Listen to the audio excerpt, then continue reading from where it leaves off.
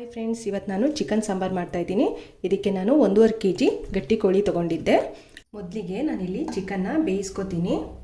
ಅದಕ್ಕೆ ಸ್ವಲ್ಪ ಎಣ್ಣೆ ಹಾಕಿ ಒಂದು ದೊಡ್ಡ ಈರುಳ್ಳಿ ಹಾಕ್ಕೊತಿದ್ದೀನಿ. ಈರುಳ್ಳಿ ಬೇಯೋದಕ್ಕೆ ಸ್ವಲ್ಪ ಉಪ್ಪು, 1 ಸ್ಪೂನ್ ಶುಂಠಿ ಬೆಳ್ಳುಳ್ಳಿ, ಹಾಗೆ ಒಂದು ಟೊಮೊಟೊ.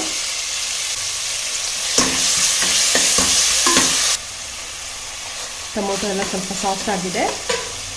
ಈಗ ತೊಳೆದಿಟ್ಕೊಂಡಿರೋ ಚಿಕನ್ ಹಾಕ್ಕೊತೀನಿ. ನೀವು ಚಿಕನ್ನ ಮಸಾಲೆ ಜೊತೆಗೆ ಡೈರೆಕ್ಟಾಗಿ ಹಾಕ್ಕೋಬೋದು, ಬಟ್ ಈ ರೀತಿ ಹಾಕ್ಕೊಂಡ್ರೆ ಇದಕ್ಕೆ ಉಪ್ಪು ಖಾರ ಎಲ್ಲ ಕರೆಕ್ಟಾಗಿ ಹಿಡಿಯುತ್ತೆ. ಮೊಟ್ಟೆ ಮತ್ತು ಲಿವರ್ನ ಮಸಾಲೆ ಹಾಕಿ ಇನ್ನೊಮ್ಮೆ ಹಾಕ್ಕೋತೀನಿ. ಚಿಕನ್ ಬೇಯೋದಕ್ಕೆ ಸ್ವಲ್ಪ ಕಲ್ಲುಪ್ಪು. ಈ ಫಾರಮ್ ಕೋಳಿ ಸಾರು ತುಂಬ ಟೇಸ್ಟಾಗಿರುತ್ತೆ. ತೆಳ್ಳಗೆ ಮಾಡಿಕೊಂಡ್ರೆ ಕಡುಬು, ಚಪಾತಿ, ದೋಸೆ ಎಲ್ಲದಕ್ಕೂ ಕೂಡ ಕಾಂಬಿನೇಷನ್ ಸಖತ್ ಚೆನ್ನಾಗಿರುತ್ತೆ. ಫಸ್ಟ್ ಇದನ್ನು ನಾನು 2 ವಿಷಲ್ ಕೂಗಿಸ್ಕೊತೀನಿ. ಆಮೇಲೆ ಮಸಾಲೆ ಎಲ್ಲ ಹುರಿದು ನಂತರ ಸೇರಿಸ್ಕೊತೀನಿ. ಚಿಕನ್ ಬೇಯೋದಕ್ಕೆ ಸ್ವಲ್ಪ ನೀರು. ನಾನು ಮಸಾಲೆ ಎಲ್ಲ ಹುರಿದು ರುಬ್ಕೊಳ್ಳೋಷ್ಟರಲ್ಲಿ ಈ ಚಿಕನ್ನು ಸ್ವಲ್ಪ ಬೆಂದಿರುತ್ತೆ. ಉಪ್ಪು ಖಾರ ಎಲ್ಲ ಕರೆಕ್ಟಾಗಿ ಹಿಡಿದಿರುತ್ತೆ. ಮತ್ತು ಆ ಮಸಾಲೆ ಸೇರಿಸಿದ್ರೆ ಇನ್ನೂ ಚೆನ್ನಾಗಿರುತ್ತೆ. ಡೈರೆಕ್ಟಾಗಿ ಕೂಡ ಮಾಡ್ಕೋಬೋದು, ಬಟ್ ಈ ರೀತಿ ಮಾಡಿದ್ರೆ ಚೆನ್ನಾಗಿರುತ್ತೆ. ಸ್ವಲ್ಪ ಅರಿಶಿನ ಪುಡಿ, ನೀರು ಇಷ್ಟೇ ಸಾಕು. ಆಮೇಲೆ ರುಬ್ಬಿದ ಮಸಾಲೆಗೆ ನೀರು ಹಾಕ್ಕೋಬೋದು. ಈಗ ಇದನ್ನು 2 ವಿಷಲ್ ಕೂಗಿಸ್ಕೊತೀನಿ. ಈಗ ಇದು 2 ವಿಷಲ್ ಆಗಲಿ, ಅಷ್ಟರಲ್ಲಿ ನಾನು ಮಸಾಲೆ ಎಲ್ಲ ಹುರ್ಕೊಂಡು ರುಬ್ಕೋತೀನಿ. ಮಸಾಲೆ ಹುರಿಯೋದಕ್ಕೆ ಒಂದು ಬಾಣಲಿ ಇಟ್ಕೊಂಡಿದ್ದೀನಿ. ಅದಕ್ಕೆ ಸ್ವಲ್ಪ ಎಣ್ಣೆ, ಶುಂಠಿ ಬೆಳ್ಳುಳ್ಳಿ,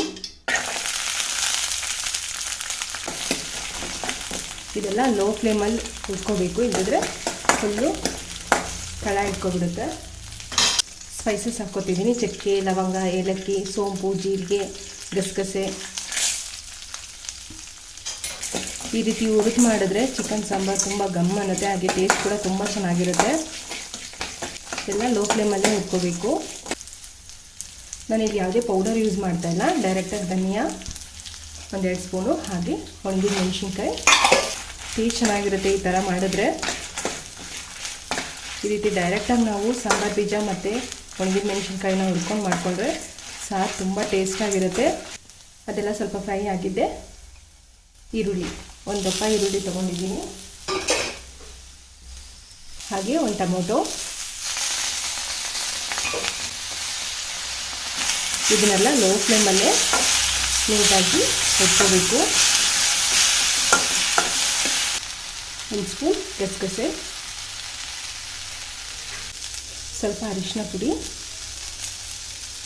ಹಾಗೆ ಸ್ವಲ್ಪ ಕಾಯಿ.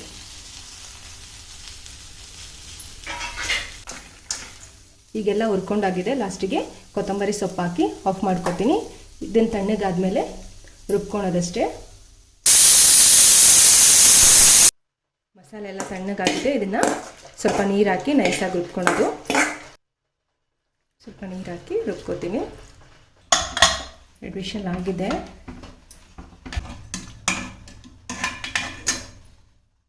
ಚಿಕನ್ ಇಲ್ಲಿ ಅರ್ಧ ಬೆಂದಿದೆ. ಇನ್ನು ಅರ್ಧನ ಮಸಾಲೆ ಸೇರಿಸ್ಕೊಂಡು ಬೇಯಿಸ್ಕೊಂಡಾಯಿತು. ಮಸಾಲೆಗೆ ನೀರು ಸೇರಿಸ್ಕೊತೀನಿ. ಎಷ್ಟು ಬೇಕಷ್ಟು ನೀರು ಹಾಕ್ಕೊಳ್ಳಿ. ಸಾರು ಕುದೀತಿದೆ. ಸ್ವಲ್ಪ ಉಪ್ಪು ಕಮ್ಮಿ ಇದೆ, ಹಾಗಾಗಿ ಸ್ವಲ್ಪ ಉಪ್ಪು ಹಾಕೋತಿದ್ದೀನಿ. ಕೊತ್ತಂಬರಿ ಸೊಪ್ಪು ಹಾಕಿ ಇನ್ನೊಂದು 2 ವಿಷಲ್ ಕೂಗಿಸ್ಕೊಳ್ಳೋದು. ಮತ್ತೆ ಇದನ್ನು 2 ವಿಷಲ್ ಕೂಗಿಸ್ಕೊತೀನಿ. ವಿಷಲೆಲ್ಲ ಹೋಗಿದೆ. ಸಾರು ರೆಡಿಯಾಗಿದೆ. ಫಾರಮ್ ಕೋಳಿ ಸಾರು ಬಿಸಿ ಬಿಸಿಯಾಗಿ.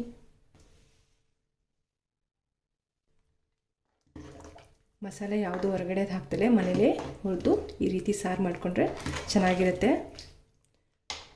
ನಾನಿಲ್ಲಿ ಗಟ್ಟಿ ಕೋಳಿ ಸಾರಿಗೆ ಕಡುಬು ಮಾಡ್ಕೊಂಡಿದ್ದೆ. ಕಾಂಬಿನೇಷನ್ ಚೆನ್ನಾಗಿರುತ್ತೆ. ಇದು ಕಡುಬುಗೆ ಮಾತ್ರ ಅಲ್ಲ, ಎಲ್ಲದಕ್ಕೂ ಕೂಡ ತುಂಬಾ ಚೆನ್ನಾಗಿರುತ್ತೆ. ಬಿಸಿ ಬಿಸಿ ಟೇಸ್ಟಿಯಾಗಿರೋ ಗಟ್ಟಿ ಕೋಳಿ ಸಾರು ರೆಡಿಯಾಗಿದೆ ನೋಡಿ. ವಿಡಿಯೋ ಇಷ್ಟ ಆದರೆ ಒಂದು ಲೈಕ್ ಮಾಡಿ, ಹಾಗೆ ನನ್ನ ಚಾನಲ್ನ ಸಬ್ಸ್ಕ್ರೈಬ್ ಮಾಡ್ಕೊಳ್ಳಿ. Thank you.